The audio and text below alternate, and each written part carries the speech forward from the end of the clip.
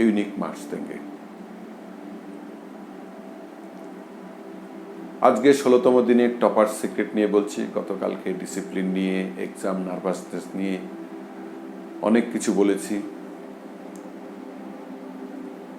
আমরা আশা করি রুটিন একটা বানিয়ে ফেলেছি। রুটিন নিয়ে পরেও হয়তো আমি বলবো, কারণ সবাই বানাক আগে, তারপরে আমি একটা কি করে করতে হয় সেটা নিয়ে বলবো যদি প্রয়োজন মনে হয়। টপার সিক্রেট নিয়ে বলি। টপার সিক্রেট তো আমরা দেখলাম, এই কটা টপারদের সিক্রেট।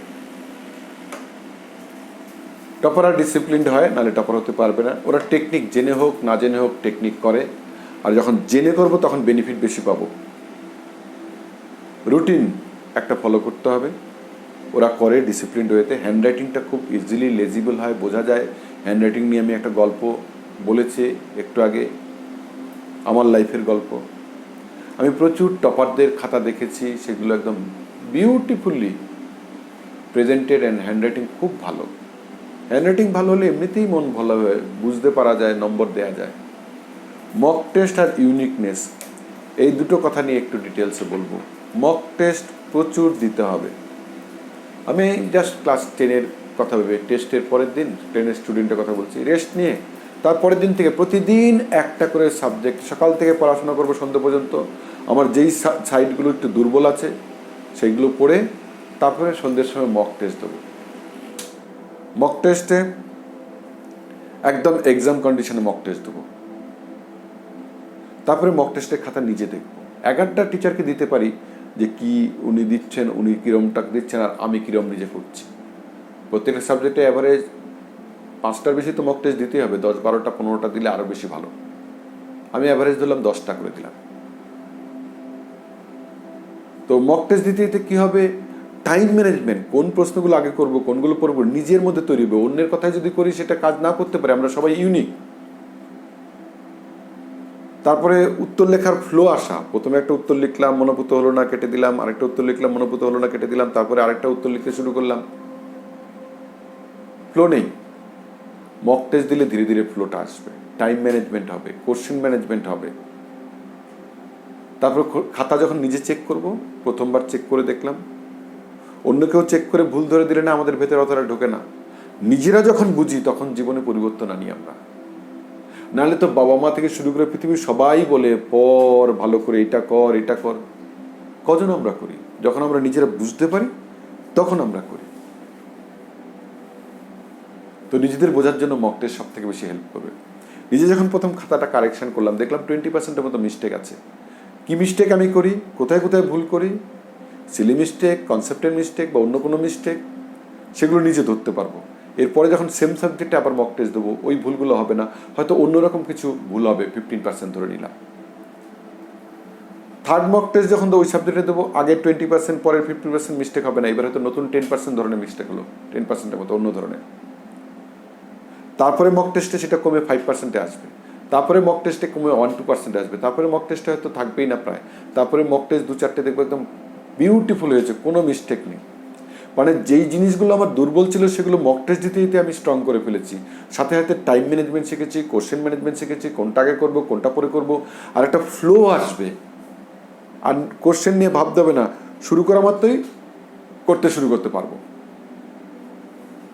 একটা বিশাল কনফিডেন্স দেবে। পরীক্ষার হলে যখন যাব মনে হবে আমি আরেকটা মক টেস্ট দিতে এসেছি। আমি জানতাম না মক টেস্ট নিয়ে, আমি শুনিনি কোনো দিন।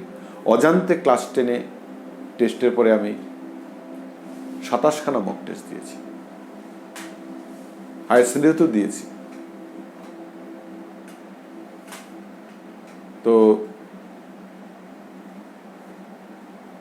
হ্যাঁ, পরে আমি শুনেছি বন্ধুদের টিউশনিতে ওরা পড়তো, ওদেরকে কিছু মক টেস্ট দিত। আমি তো ওগুলো পড়িনি ক্লাস 10 পর্যন্ত। এনিওয়ে, মক টেস্টের বেনিফিট বলে শেষ করা যায় না। নিজেরা যখন প্র্যাকটিস করবো তার উপকার বুঝতে পারবো। এবার আমি আসি ইউনিকনেসে। টপারদের খাতা ইউনিক হয়। এবার আমি দেখবো যিনি খাতা দেখেন তার পয়েন্ট অফ ভিউ থেকে দেখি। হয়তো 200 খাতা উনি পেয়েছেন, 20 দিন সময় দিয়েছেন হেড এক্সামিনার। এবার আমাদের মধ্যে না প্রোক্রাস্টিনেট করা একটা হ্যাবিট থাকে। সময় তো আছেই, দেখবো, 20 দিন তো আছেই, 19 দিন তো আছেই, 18 দিন তো আছে। এরকম করতে করতে না হঠাৎ করে অনেক দিন পেরিয়ে যায়, হয়তো 1 সপ্তাহ আছে। যে 200 খাতা 20 দিনে দেখলে প্রত্যেকদিন 10টা করে দেখলে হতো, রিল্যাক্স করতে পারতাম, দেখতে পারতাম। এখন 7 দিনে করতে হবে, প্রতিদিন 30টা করে দেখতে হবে। টিচারের তো আরও কাজ আছে, স্কুল আছে অথবা নিজের পরিবারের কাজ আছে, অন্যান্য কাজ আছে, সেগুলো করে এগুলো দেখতে হবে। তার মানে এবার যদি টিচার খাতা নিয়ে যদি দেখেন হ্যান্ডরাইটিং বোঝা যাচ্ছে না, তখন উনি ওই খাতাটা ভালো নম্বর দেবেন না, হয় না। হ্যান্ডরাইটিং যেটা বোঝা যায়, এটা আমাদের নিজেদের দায়িত্ব। এই জন্য হ্যান্ডরাইটিং ভালো করা খুব দরকার আছে। যাদের হ্যান্ডরাইটিং ভালো তারা সব সময় সুবিধা পায়। আমি একটা গল্প ইংরেজিতে বলার সময় বলেছি, আমার সাথে ঘটেছে। আমরা 3-4টে বন্ধু একসাথে পড়াশোনা করতাম।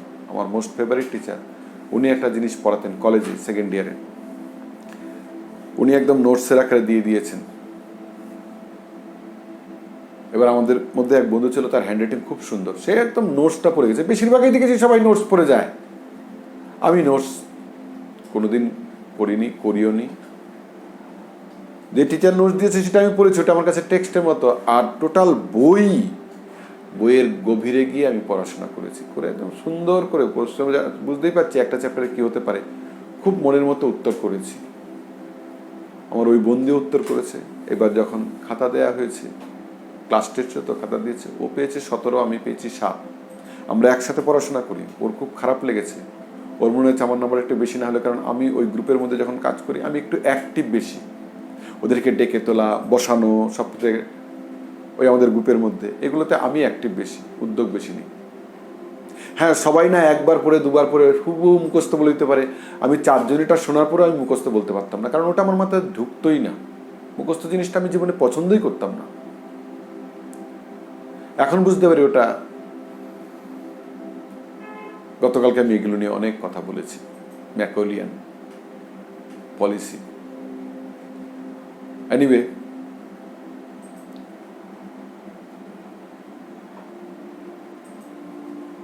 এবার ওই টিচার দেখলেন, ওই নিয়ে গেল, আমি যাইনি, কারণ আমার জীবনে কোনো দিন ওই খাতা টিচারের কাছে নিয়ে গিয়ে রিচেক করানোর হ্যাবিটটা নেই।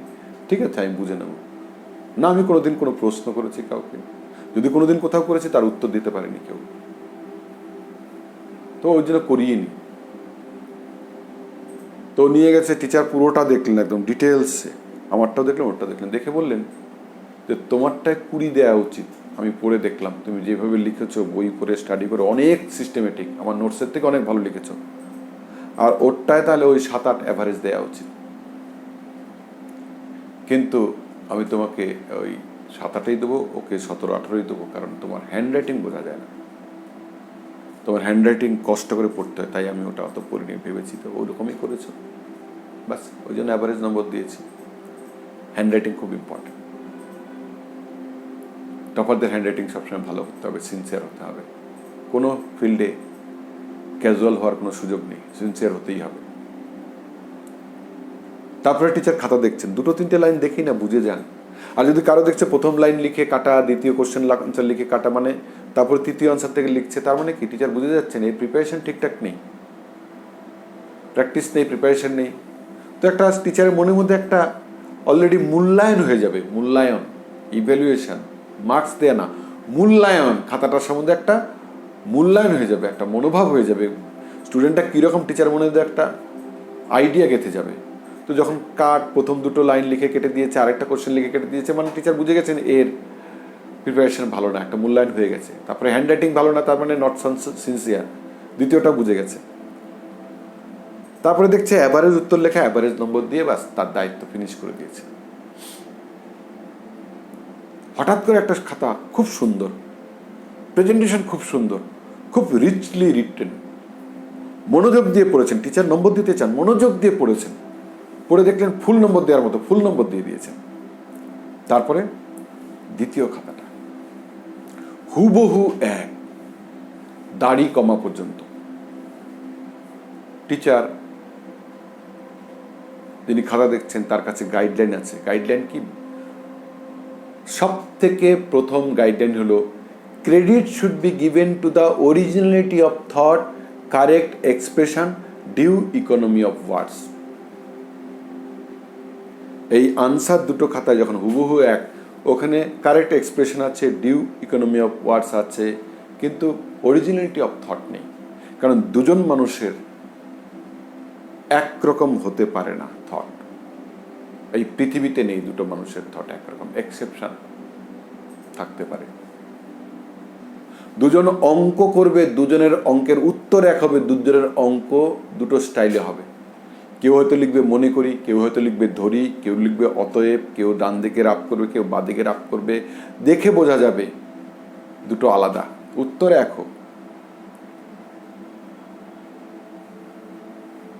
তো টিচার ওই নিয়মে বাধা, আগের খাতাটাও বার করে অ্যাভারেজ নম্বর দেবে, কারণ অরিজিনালিটি অফ থট নেই। অরিজিনালিটি অফ থট সবার আগে দরকার। ওই সত্যিকারের শিক্ষা মানুষকে জীবনের জন্য তৈরি করে। গতদিন বলেছিলাম এটা নিয়ে অনেক কথা, ভেতরের যন্ত্রটাও আমি উগরে দিয়েছিলাম গতদিন। আশা করি আপনারা বুঝতে পেরেছেন, যার জন্য আমি সবকিছু ছেড়ে এই কাজে নেমেছি। গত 10 বছর ধরে পশ্চিমবঙ্গে তো প্রত্যেকটা ডিস্ট্রিক্টে গেছি, সাব ডিভিশনে গেছি, প্রচুর প্রচুর এই ট্রেনিং করিয়েছি।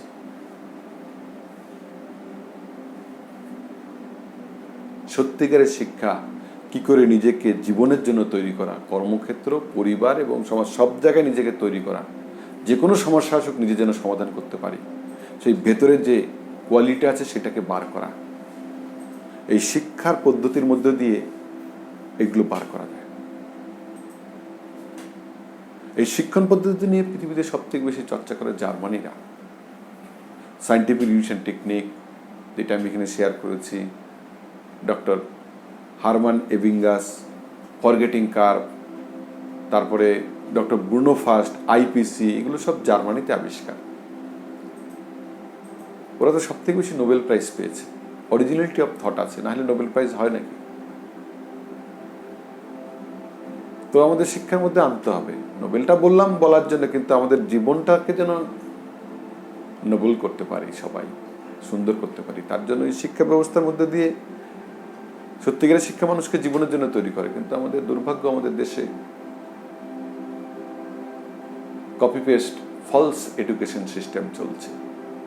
আর এটা এইরকম ভাবে আষ্টে পৃষ্ঠে দিয়েছে যে এই সিস্টেমের বাইরে গেলে কেউ কিছু করতে পারবে না। এই লেখাপড়ার মধ্যে দিয়ে না এলে লোকে তাকে অশিক্ষিত বলবে।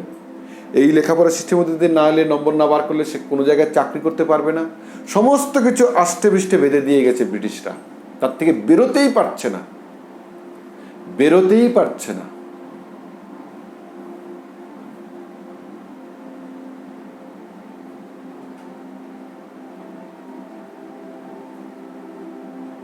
আমার মনে পড়ে আমি বিভিন্ন জায়গায় ক্লাস করেছি। বালুরঘাটে এক জায়গায় ক্লাস করছিলাম।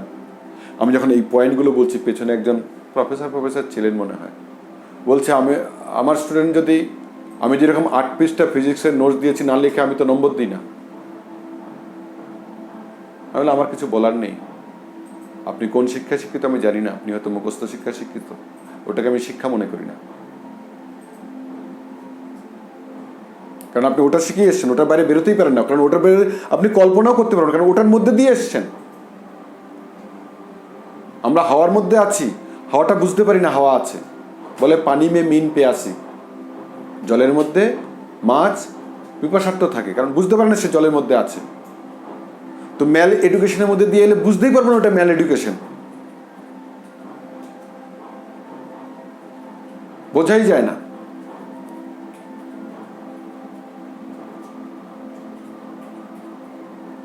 যার জন্য মাথার মধ্যে সেই বুদ্ধিটাই আসবে না, আইপিসি, সিআরপিসি এগুলো চেঞ্জ করার দরকার আছে।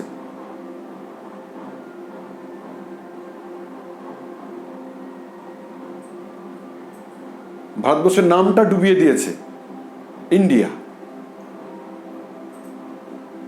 মিনিংলেস নাম, কেউ জানে না ইন্ডিয়া কি করে এলো। সিন্ধ ওরা উচ্চারণ করতে পারে না, হিন্দ, হিন্টে ইন্ডিয়া, ইন্ডিয়া।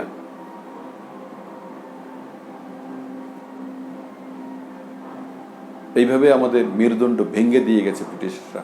এখন আমরা, কারণ ওই ম্যাল এডুকেশন দিয়ে উঠে আসছি, তো ওটার সম্বন্ধে ভাবতেই পারবো না আমরা, খুব কম লোকজন ভাবতে পারবে।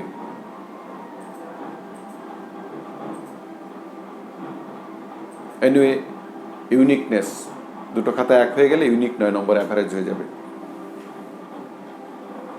তো ইউনিকনেস থাকবে জীবনে, প্রত্যেকটা মানুষ ইউনিক, আনসার ইউনিক হবে, জীবন ইউনিক হবে, তাই ইউনিক জীবনে আরেকজনের সমাধান আমরা যখন জীবনে প্রবলেম ফেস করব, যারা সাজেশন নোটস কমন মুখস্থ নিয়ে গতদিন বলেছিলাম, তারা অন্যের কাছ থেকে সাজেশন চাইবে, তাদের গাইডেন্স চাইবে, তাদেরটা অ্যাপ্লাই করার চেষ্টা করবে, সেখানে আরও ক্ষতিগ্রস্ত হবে। কারণ মানুষ দুজন ইউনিক, সময় আলাদা, দুজনের ভাবনা চিন্তা আলাদা, পরিস্থিতি আলাদা, পরিবেশ আলাদা।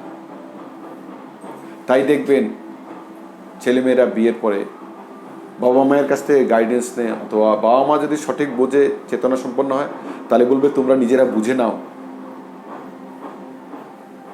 আমরা যদি কিছু বলি সেটা আমাদের জন্য প্রযোজ্য, আমরা অনেক জেনারেশন গ্যাপ, তোমরা বুঝে নাও। এবার কিছু কিছু লোকজন আছে তারা গাইড করে প্রচণ্ড, আর গাইড করে সংসারগুলোকে ধ্বংস করছে। কথাগুলো খুব শুনতে খারাপ লাগবে, কিন্তু ঘটছে। তারপরে বাবা মা যদি সঠিক হয়, তারা বলবেন দেখো তোমরা নিজেরা বুঝে নাও, নিজেরা সব সমাধান করো, আমরা যেটাই বলবো ক্ষতি করবে তোমাদের। তখন বাবা মাকে ফোন করবে না, সঠিক যে বলবে তাকে যাবে কার কাছে, যে তাকে লড়িয়ে দেয়। সে বন্ধু হতে পারে, অমুক তো, ও তোকে এটা বলেছে, তুই এটা বলবি, জানিস আমাকে বলেছিল, আমি একদম সাইজ করে দিয়েছি। একে অপরকে টাইট করাতে ব্যস্ত। আর তার কাছেই যাবে যে উস্কে দেবে, যে ক্ষতি করবে, তার কাছ থেকেই সাজেশন নেবে। কারণ বুদ্ধির তো বিকাশ হয়নি শিক্ষার মধ্য দিয়ে। তো ফ্যামিলি লাইফ নষ্ট হচ্ছে। কর্মক্ষেত্রে আমি কত দেখেছি, বাবা মা ছেলেকে জয়েন করাতে এসছে, ওদিনেই বুঝে গেছি এ চাকরি করতে পারবে না, করতে পারেনি। বাবা মা নিয়ে এসে জয়েন করাচ্ছে ছেলেকে চাকরিতে। কপি পেস্ট এডুকেশনের, ম্যাকোলিয়ান এডুকেশনের হাইয়েস্ট ফসল এইগুলো, কপি পেস্ট এডুকেশন। ওই প্রফেসরের কথা বললাম যে 8 পৃষ্ঠা নোটস না লিখলেও নম্বর দেয় না। ব্রিটিশরা চলে গেছে, তাদের স্যাম্পল রয়ে গেছে এই ম্যাল এডুকেশনের মধ্য দিয়ে। আটারলি ম্যাল এডুকেশন, সাজেশন নোটস কমন মুখস্থ বেস এডুকেশন।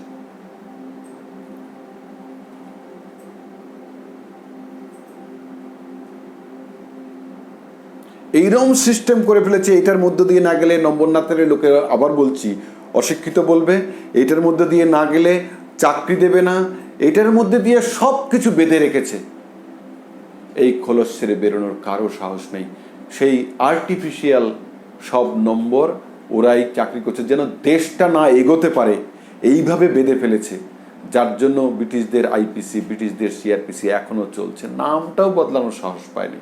কারণ সেই বুদ্ধিটাই তো ডেভেলপ হয়নি। বুদ্ধিটা তো ডেভেলপ করতে ওরা দেয়নি। ওরা তো চেয়েছে এরকম শিক্ষা, যে কপি পেস্ট এডুকেশন। প্রচুর বাবা মায়েরা সারাক্ষণ মুখস্থ মুখস্থ মুখস্থ, টিচাররা মুখস্থ মুখস্থ, এইরকম একটা থার্ড ক্লাস শব্দ উচ্চারণ করছে, শিক্ষাঙ্গনে মুখস্থ কথা উচ্চারিত হচ্ছে। ঠিক এডুকেশন বলে? আমার বাবা মা অশিক্ষিত ছিলেন, ওই জন্য হয়তো এই শব্দগুলো শেখাননি, আমরা নিজেরা শিখেছি। পয়সা কম ছিল, ওই জন্য হয়তো টিউশনই পড়িনি, নিজেরা শিখেছি। আজকে দেখছি সব কিছু সঠিক শিখেছি। এই জন্য ভেতর থেকে একটা জেগেছে যে এগুলো শেখাতে হবে। গত 10 বছর ধরে পশ্চিমবঙ্গের প্রত্যেকটা জেলায় জেলায় সাব ডিভিশনে ঘুরে ঘুরে এগুলো শিখিয়েছি, মহারাষ্ট্রে এগুলো শিখিয়ে এসেছি। একটা তাড়নার থেকে, নাহলে আমার কি দরকার ছিল? ইউনাইটেড নেশনসে ইউনিসেফে চাকরি করছিলাম, টাকা গোনা যাচ্ছিল না, এত দিত, খারাপ লাগতো, এত টাকা কেন দেয়? ট্যাক্সও লাগতো না ওটাতে, ট্যাক্স ফ্রি। আর অন্যান্য চাকরি যেগুলো করেছি, বুঝতেই পারছেন আমার এরকম মৌলিক ভাবনা। ওইসব কাজ করার জন্য প্রচুর লোক আছে। এই জন্য আমার মনে হলো যে আমার এটা করা উচিত। ওগুলো করার জন্য অনেক আছে। সাজেশন নোটস কমন মুখস্থ দিয়ে বড় বড় পরীক্ষা পার করে প্রচুর লোকজন আছে। সাজেশন নোটস কমন মুখস্থ দিয়ে কাজকর্মও করে চলেছে। আমি কাউকে খারাপ বলছি না, সবাই নিজের যোগ্যতায় কাজকর্ম করছে। যখন শিক্ষা ব্যবস্থাটাই নকল, বুদ্ধির বিকাশ হতে দেয় না, তখন দেখবেন ভালো করে যেখানে বুদ্ধিযুক্ত লোকেরা কপি পেস্ট এডুকেশনের নিচে যদি চাকরি করে, তাহলে যন্ত্রণায় টিকতে পারবে না। কিন্তু আমি যখন চাকরি করেছি মনের আনন্দে করেছি। সব জায়গায় বদলের ছাপ। আমি যখন গভর্নমেন্টেও চাকরি করেছি না, গভর্নমেন্টে চাকরি যেখানে যেখানে যারা করে, 3 জায়গায় ভিডিও ছিলাম, ওখানে না পরে লোকেরা যেতে পারে না, কারণ তাদের কৃতকর্মের জন্য। আমি ওখানে যাই, আমার পুরোনো জায়গাগুলো গেলে আমি সব সময় হিরোর ওয়েলকাম পাই। এভরিওয়্যার। আমি নিজের কোনো বড় কিছু বলছি না, আমি আমার মৌলিকভাবে যেভাবে আমি শিক্ষাটা নিয়ে বলছি, টেকনিকগুলো নিয়ে বলছি, এইভাবেই সব জায়গায় কাজ করেছি। কপি পেস্ট কোনোদিন করিনি, কোনোদিন না। এই জন্য যারা কোয়ালিটি লোক তারা সবসময় ওটাকে ভ্যালু করেছেন। আর যাদের কপি পেস্ট তারা তো ওটা ধরতেই পারেনি, তাদের বোধগম্যতার বাইরে। এনিওয়ে, সেগুলোতে আমি যাচ্ছি না। সবাই নিজেদের যোগ্যতায় কাজকর্ম করে। ইউনিকনেস খুব ইম্পর্টেন্ট জীবনে যদি কিছু করতে হয়। আর সত্যিকারের শিক্ষার মধ্য দিয়ে সমস্ত জিনিসটা গ্র্যাস্প করে তারপরে যখন আমি নিজে আত্মস্থ করে যখন কিছু করব, তখন শুধু লেখাপড়ায় না, পরীক্ষায় না, জীবনের প্রত্যেকটা ক্ষেত্রে, পরিবারের কাজে, কর্মক্ষেত্রে, সব জায়গায় আমাদের ইউনিকনেস বেরিয়ে আসবে, ক্রিয়েটিভিটি বেরিয়ে আসবে, সৃজনশীলতা, মননশীলতা, এগুলো বেরিয়ে আসবে। কাজ সবসময় অসাধারণ হবে, অসাধারণ হবে। তো আমি চাই এই জিনিসগুলোর মধ্যে দিয়ে সবাইকে বলতে যে আমরা মেল এডুকেশন থেকে বেরিয়ে এসে সত্যিকারের শিক্ষাটা নিই। হয়তো অ্যাপারেন্টলি মনে হবে 1-8 বছর 2 নম্বর কম দেবে, ওই মেল এডুকেশনের টিচাররা নম্বর দেবে না তার নোটস না লিখলে। হ্যাঁ, ওটা বদার করার দরকার নেই। তবে আমি এইটুকু বলি, আমাদের এই ক্লাস করা স্টুডেন্টরা আলটিমেট বোর্ড এক্সাম, ইউনিভার্সিটি এক্সামে অসাধারণ করছে। হয়তো ওই টিচারের কাছে না পড়লে, ওই টিচারের নোটস না লিখলে স্কুল লেভেলে, কলেজ লেভেলে মার্কস দিচ্ছে না। কিছু লোককে টর্চারও করছে, ওই টিচারের কাছে না পড়লে নম্বর পাবে না, তাই ওই টিচারের কাছে পড়তে হবে। ওই টিচার পড়াতেও জানে না। আমার কাছে বলেছি, গতদিনই বলেছি, নাম ধরে বলে দিতে পারবো। অযথা লোকেদের সম্বন্ধে এগুলো না করাই ভালো। এনিওয়ে, যদি কারো মনে হয় না আমি ঠিক বলছি না, যোগাযোগ করবেন, আমি বলে দেবো কানে কানে। অনেক আপনাদের জানা আছে, আমি কি বলবো, আপনাদের জানা আছে। তো শিক্ষা ব্যবস্থা, বাবা মায়েদের যারা আছেন, আপনারা যারা শিক্ষার সাথে যুক্ত আছেন, টিচার আছেন, কোনো পলিসিতে আছেন, আপনারা দয়া করে এগুলো একটু ভাববেন। এই দেশটাকে আর কত পিছিয়ে নিয়ে যাব আমরা, এর থেকে পেছনে যাওয়ার আর সুযোগ নেই। পশ্চিমবঙ্গ শিক্ষায় 35টা রাজ্য, ইউনিয়ন টেরিটরির মধ্যে সবার পেছনে। বরবাদ হয়ে গেছে শিক্ষা। সব থেকে বেশি খারাপ অবস্থা পশ্চিমবঙ্গের, যেখানে what Bengal things today, India things tomorrow. আজকে খুব বাজে অবস্থা শিক্ষা। আমি অন্য কিছু নিয়ে বলবো না, অন্য কোনো টপিক না, শিক্ষা নিয়ে বলছি।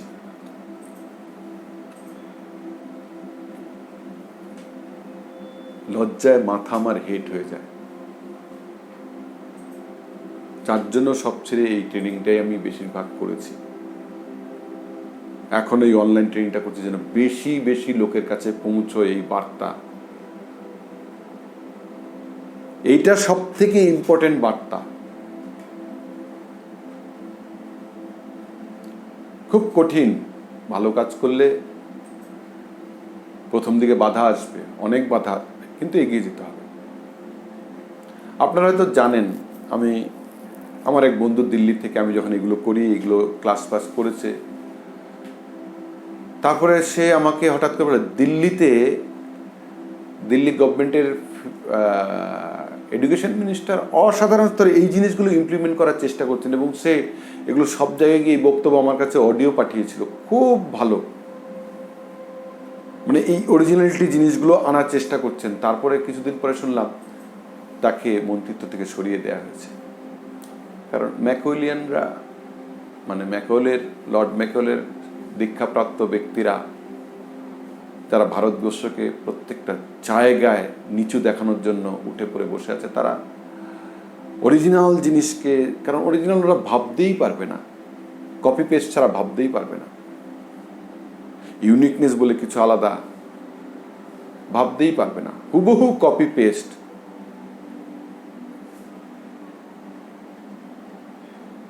যারা এগুলো করছে না, বিশেষ করে টিচার প্রফেসরদের বলছে, তারা টিচার প্রফেসর হওয়ার যোগ্য না। যারা মুখস্থ শব্দটা উচ্চারণ করে টিচার হয়ে, প্রফেসর হয়ে। বাবা মায়েরা অজ্ঞান, ছাড়া জানে না, তারা শুনছে তাদের কাছ থেকে। কি আর কত কথা বলবো এই কথা নিয়ে, এর শেষ নেই। এডুকেশন নিয়ে আমরা খুব সিনসিয়ারলি ভাবছি, আমরা যতটুকু পারবো। The constitution of the humanity বইটা পড়বেন, ওখানে শিক্ষার আসল পদ্ধতি কি হওয়া উচিত। এই শিক্ষার মধ্যে দিয়ে, স্কুল শিক্ষার মধ্যে দিয়ে প্রত্যেকটা বাচ্চার ভেতরে ইউনিক এবিলিটি, ও কি করলে সব থেকে ভালো করবে সেটা বেরিয়ে আসবে। ওটাই দায়িত্ব টিচারের, প্রত্যেকটা বাচ্চার ইউনিক এবিলিটি আবিষ্কার করা। আর প্রথমে স্পিরিচুয়ালিটি মানে রাইটিয়াসনেস, ওই নকল করা, ঘুষ নেয়া, করাপশন করা, ওই জিনিসগুলো যেন না আসে ভেতর থেকে। স্পিরিচুয়ালিটি, স্পিরিচুয়ালিটি মানে ধর্মকর্ম না, ধর্ম আর স্পিরিচুয়ালিটি। স্পিরিচুয়ালিটি হলো রাইটিয়াসনেস, সঠিক পথে চলা, honesty, integrity, devotion, dedication, determination, sincerity. এটা হলো স্পিরিচুয়ালিটি। ইউনিক এবিলিটি হলো যেটা আমরা করতে এসেছি, যেটা করলে আমরা সব থেকে বেশি সফল হব। শিক্ষার মধ্যে দিয়ে এইগুলো, স্পিরিচুয়ালিটি আনা হচ্ছে শিক্ষা, তারপরে ইউনিক এবিলিটি, আর ওটার মধ্যে দিয়ে সার্ভিস টু দ্য হিউম্যানিটি, মানবতার সেবায় আমি স্পিরিচুয়াল হয়ে আমার ইউনিক এবিলিটি দিয়ে কাজ করে যাব। যেটাই করব তার বিনিময়ে কিছু না কিছু পাবো, কিন্তু কোন কাজটা করবো যেটা আমি সব থেকে বেশি ভালোবাসি। সোমবার দিন অফিসে যেতে যদি জ্বর আসে, অফিসের মধ্যে নেগেটিভ কথা উচ্চারণ করি, তার মানে আমি পছন্দের কাজ করছি না, অপছন্দের কাজ করছি। তার মানে ইউনিক এবিলিটি আবিষ্কার হয়নি, কাজে ফাঁকি দিতে বাধ্য হচ্ছি, কারণ না বুঝে করছি, আমার পছন্দ না, কোনো রকমের টাইম পাস করছি, প্রচুর বাহানা দেখাচ্ছি, অথবা ওই কাজটা জোর করে করতে হচ্ছে, প্রচুর শারীরিক রোগ হয়ে গেছে, sugar, pressure, spondylitis, cholesterol, arthritis, হার্টের ডিজিজ থেকে শুরু করে শারীরিকভাবে, মানসিকভাবে অ্যাংজাইটি, ডিপ্রেশন, ফ্রাস্ট্রেশন, টেনশন। আর 2-4 লাইন পড়ে নম্বর মুখস্থ, ইগো, আমি অমুক, পাশের ডিগ্রি 3টে লিখে দিচ্ছি।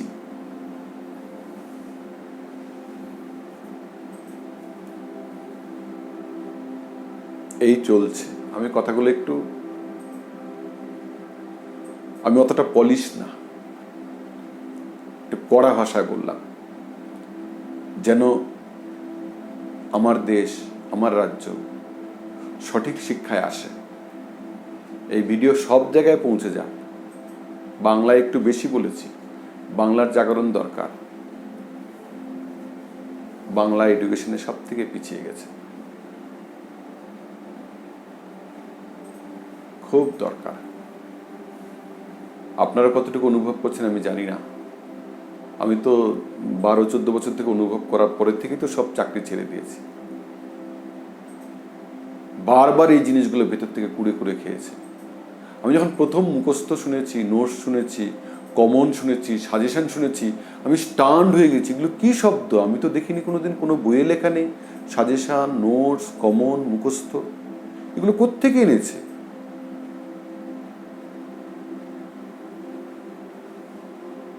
আমি বাইরে গেছি, অন্যান্য রাজ্যে এত এই শব্দগুলো উচ্চারণ করে না। কেউ কেউ রাট্টা লাগানো, মুখস্থ করা, কমিটেড বাই হার্ট, এগুলো বলে, কিন্তু সাজেশন, নোটস, কমন, এই কমন শব্দটা বাংলার জন্য স্পেশাল। একদম সিলেবাসটাকে কোনো রকমে ম্যানেজ করে, চালাকি, ম্যানিপুলেশন, এবার ম্যানিপুলেশন করে শর্টকাট করে সিলেবাসকে, তারপরে পড়াশোনা করে গিয়ে তারপরে জীবনে, ফ্যামিলিতেও শর্টকাট করছে, চালাকি করছে, কর্মক্ষেত্রেও শর্টকাট করছে, চালাকি করছে, কাজ ছেড়ে ঝান্ডাবাজি করছে, পরিবার ছেড়ে উপপরিবারে কাজকর্ম করছে।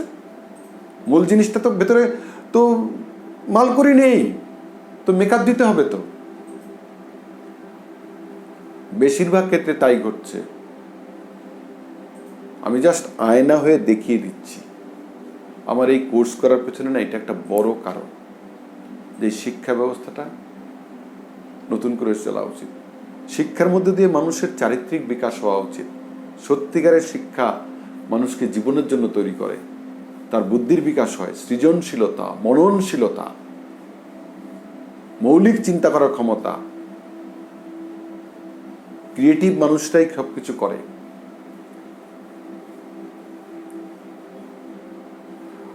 খুব আর্টিকুলেটিং কথাবার্তা লোকজন বলে দেখেছি এই এডুকেশনের মধ্যে দিয়ে গিয়ে বা এগুলো যেগুলো বই থেকে পড়েছে এগুলো আরও একটু গবেষণা করলে তো আরও সুন্দর করে কথা বলতে পারে, কিন্তু মৌলিক চিন্তা, কিছু আবিষ্কার করা, সৃজনশীলতা নেই, মননশীলতা নেই, শুধু কপি পেস্ট আছে। এত সুন্দর সুন্দর পার্সিভ, কনসিভ, বিউটিফুল শব্দ দিয়ে একদম শব্দের মানে একদম কি বলবো,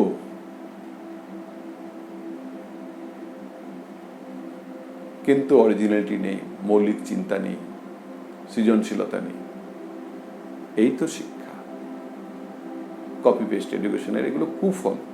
এই শিক্ষা ব্যবস্থা ইমিডিয়েট চেঞ্জ হওয়া উচিত যদি দেশকে আগে নিয়ে যেতে হয়, আর বিশেষ করে পশ্চিমবঙ্গ থেকেই শুরু হওয়া উচিত। কারণ পশ্চিমবঙ্গ ভারতবর্ষে একটা অন্য স্থান আছে, ভেতরে আছে, এখান থেকেই সব থেকে বেশি নোবেল পেয়েছে ভারতবর্ষে,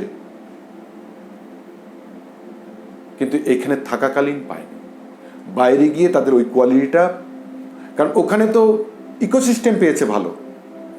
এখানে থাকলে উপরে যারা থাকতো তারা বলতো এই কপি পেস্ট কর, নিজের কথা লিখছিস, করতে দিত না।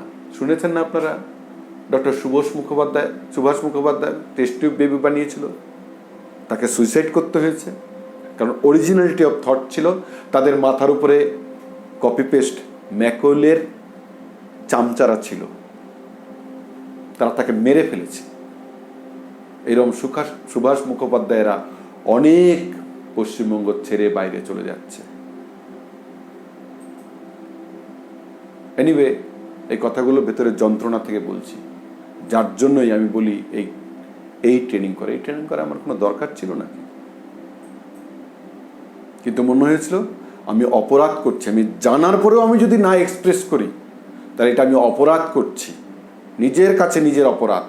তাই সেটার থেকে আমি যেন এটা এক্সপ্রেস করা, যেন আমার মেমোরি ক্লাস, আমি প্রতি সপ্তাহে একটা করে মেমোরি ক্লাস করতাম। একদম পশ্চিমবঙ্গের একদম মানে শিলিগুড়ি থেকে শুরু করে আলিপুরদুয়ার, ওখানে আমার বাড়ি, আলিপুরদুয়ার থেকে শুরু করে বারবিশা, কামাখ্যাগুড়ি, আলিপুরদুয়ার, কুচবিহার, দিনহাটা, মাথাভাঙ্গা, তুফানগঞ্জ, এইভাবে হয়ে একদম দিনাজপুরে, রায়গঞ্জ, বালুরঘাট, মালদা, মুর্শিদাবাদ, বহরমপুর, এইভাবে হয়ে সিউড়ি, এদিকে গিয়ে পুরুলিয়া, বাঁকুড়ায় সিমলাপালে আমি ভিডিও ছিলাম, সেখানে থেকে শুরু করে মেদিনীপুর, মিদনাপুর, খড়গপুর, কাঁথি, হুগলিতে চুচুড়া, শ্রীরামপুর, ব্যান্ডেল, আরো কত জায়গায় ক্লাস করেছি। কলকাতা একদম অনেক জায়গায়, 7টা জায়গায় কলকাতা ক্লাস করেছি। সোদপুর, ব্যারাকপুর, শ্যামবাজার, হাতিবাগান, ওদিকে গিয়ে দক্ষিণে কালীঘাট, ব্যানার্জি হাট, হাওড়া, বারাসাত, সব জায়গায় ক্লাস করছি ওই তাড়না থেকে। লোকে ভাবতে পারে ভিডিও ছিলাম, এখন এইসব করছি, অনেকে অনেক মকও করেছে, কিন্তু আমি তো একটা ভেতরে একটা যন্ত্রণা থেকে এগুলো করেছি। কি বলেছে আই ডোন্ট কেয়ার, আমি কোনোদিন কেয়ার করিনি, এখনো কেয়ার করি না, কারণ আমি জানি আমি কি করছি। আপনারা যদি সত্যি একটু চিন্তা করেন, ভালো করে ভেবে দেখবেন কথাগুলো ঠিক না বেঠিক, এটা আপনাদের অন্তত বাবা মায়েদের ভালো করে বোঝার দরকার। পরবর্তী জেনারেশনকে আমরা যেন আর কপি পেস্টে গাধা না তৈরি করি, মানুষের মতো মানুষ যেন তৈরি করি। এই 2 নম্বরের লড়াই থেকে বাবা মায়েদের বলছি বিরত রাখবেন, ওই মুখস্থ করা জিনিস দিয়ে 2 নম্বর বেশি পাওয়া। যতক্ষণ ম্যাকওয়েলের ম্যাল এডুকেটেড টিচার থাকবে এডুকেশন সিস্টেমে, ততদিন ওটার নম্বর দেবে, কারণ ওর একটা ভিসিয়াস সার্কেল বানিয়ে রেখেছে, ওর বাইরে কাউকে কোনো সম্মান দেবে না। অথচ ভালো করে দেখুন, ভারতবর্ষে যদি দেখেন সমস্ত ফিল্ডে যারা টপার আছে, ইন্ডাস্ট্রিয়ালিস্ট, পলিটিশিয়ান থেকে শুরু করে যারা মুভার্স শেখার্স, তারা এই এডুকেশন সিস্টেমের বেশি বেনিফিট নেয়নি। কারণ এই এডুকেশন সিস্টেমে থাকলে তাদের সৃজনশীলতা, মননশীলতা নষ্ট হয়ে যাবে। কপি পেস্ট করতে হবে, মুখস্থ করতে হবে, আর এটা করার পরে না ওরা ভাববে র্যাগিং করার মতো, আমরা মুখস্থ করেছি তোরা করবি না, আমরা র্যাগড হয়েছি তো ওদের র্যাগ করবো না। এই ভিসিএস সার্কেল চলছে। যারা এই মেল এডুকেশনের মধ্যে দিয়েছে, তারা বুঝতেই পারবে না যে এটা মেল এডুকেশন, মানে ওটার মধ্যে আছে, ওটাতে কি করে বুঝবে? আমি অনেক কটা কথা বাংলায় কোর্সে একটু বেশি করে বুঝছি, কারণ বাঙালিকে আগে জাগতে হবে শিক্ষায়। অন্য কিছুতে আমার ফিল্ড না, শিক্ষায়। রবীন্দ্রনাথ ঠাকুর বুঝেছিলেন, লিখেছিলেন, শিক্ষাকে আমরা বহন করে চলেছি, বাহন করতে পারিনি। তার জন্য উনি শান্তিনিকেতন প্রতিষ্ঠিত করেছিলেন, ওখানে যেন সত্যিকারের শিক্ষা হয়। এখন ওখানেও কপি পেস্ট এডুকেশন চলছে। আমি ওখানে গিয়েও ট্রেনিং করে এসেছি, ওখানকার স্টুডেন্ট প্রফেসর আমার ক্লাসে বসেছেন,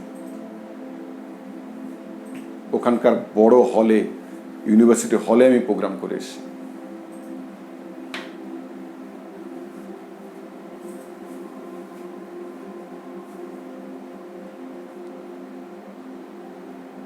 আইআইটি খড়গপুরেও আমি এইসব ট্রেনিং দিয়ে এসেছি, যেখানে যেখানে সুযোগ পেয়েছি, যেখানে যেখানে অপরচুনিটি পেয়েছি দিয়েছি।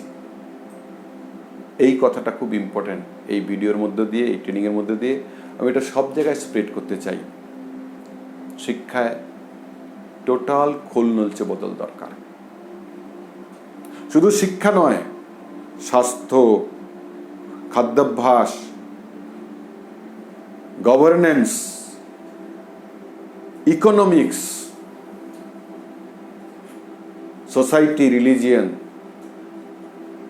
সমস্ত ক্ষেত্রে অরিজিনাল থিঙ্কিং, কপি পেস্ট না, যেটা ভেতর থেকে পরিবর্তন আমরা, এগুলো সব কিছু the constitution of the humanity বইয়ে লেখা আছে। ওই বইটা সংগ্রহ করে পড়বেন, আর 1000টা বই না পড়লেও চলবে, এইটুকু দায়িত্ব নিয়ে বলছি।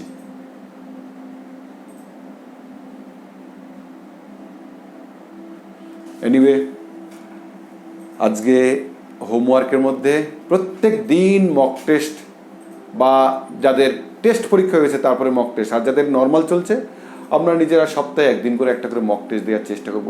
ছোট সিলেবাসের উপরেও দিতে পারি। हैंड राइटिंग में फोकस करते हुए आज का होमवर्क रहा, मॉक टेस्ट देने का आदत बनाइए। टेस्ट एग्जाम आपका अगर हो गया, बोर्ड का स्टूडेंट है या कॉलेज यूनिवर्सिटी का भी स्टूडेंट है, फाइनल एग्जाम से पहले आप बहुत मॉक टेस्ट दीजिए। एक एक सब्जेक्ट में 5-10 करके दीजिए। आपका यूनिकनेस बाहर निकल के आ जाएंगे। और आपका हैंड राइटिंग को बहुत ध्यान दीजिए। Hand writing is mind writing. हमने 8.5 महीना ग्राफोलॉजी भी स्टडी किया है। इस फील्ड में आने के लिए बहुत कुछ चर्चा करना पड़ता है। तो hand writing is mind writing. Actually mind में जब चल रहा है ना, वो आपका हैंड राइटिंग में रिफ्लेक्ट होता है। तो हैंड राइटिंग ठीक होना चाहिए। कुछ वर्ल्ड का ऑर्गेनाइजेशन है, IBM जैसे उस टाइप का कुछ ऑर्गेनाइजेशन है, जो लोग हैंड रिटन CV लेते हैं, क्योंकि हैंड राइटिंग से पता चलता है ये इंसान बैक ऑफिस में अच्छा काम करेंगे या फ्रंट ऑफिस में काम करेंगे, ये इंसान में सीक्रेसी मेंटेन कर सकता है या सीक्रेसी नहीं मेंटेन कर सकता है। ये हैंड राइटिंग से सब पता चलता है। उसका नेचर पता चलता है, उसका कैरेक्टर पता चलता है, हैंड राइटिंग से, सिग्नेचर से पता चलता है। इसलिए बड़ा बड़ा इन्वेस्टिगेशन टीम में ग्राफोलॉजिस्ट रहता है।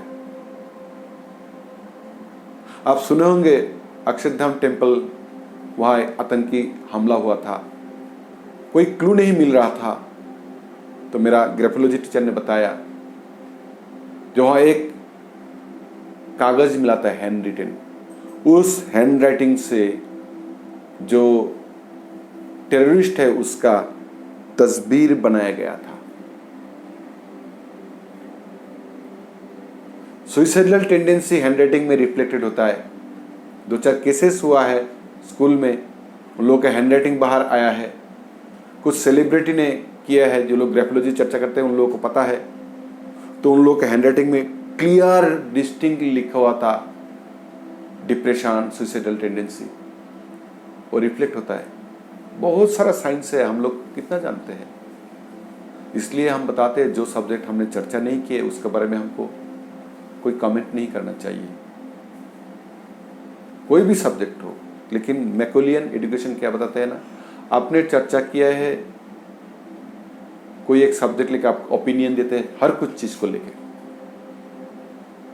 ये मैकेले का एजुकेशन का नतीजा है, क्योंकि दिमाग को विकास होने नहीं दिया ना, सिर्फ कॉपी पेस्ट करवाया।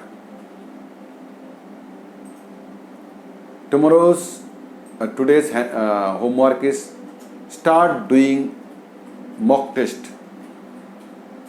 before board exam. Give at least 5 to 10 mock tests in every subject so that you become master, you develop your uniqueness.